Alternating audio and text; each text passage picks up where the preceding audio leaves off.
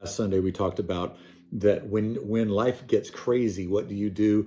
When life gets crazy, we start to worship God. We start worshiping God, and by doing so, we reset our lives. I want to tell you this morning that when life gets crazy, you don't have to go crazy. You don't have to go crazy with it.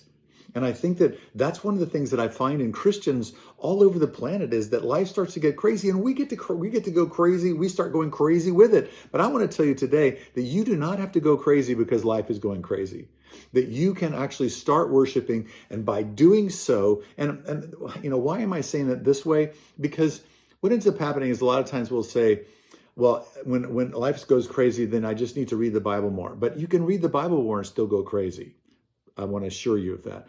You sometimes I'll hear people say, when life goes crazy, you're going to need to pray more. And yes, you need to pray more. But I think that actually you have to be honest with yourself. I'm honest with myself in this and say, I can pray my eyeballs out, and I can still go crazy. That I can pray worry instead of pray warrior. I'm a prayer worrier, and that all that kind of stuff is at work in us. But when we start to worship, something happens that's different than trying to pray or actually or just reading the Bible and reading words on the page. Instead, what ends up happening is you turn your full attention to the Lord. You put your hands back on the steering wheel of your life, and you steer your love, you steer your attention, you steer your emotional stability back in the Lord's direction. You start to magnify Him. You start to amplify His goodness and say these things, and you start to worship and to praise and to thank and to bow down.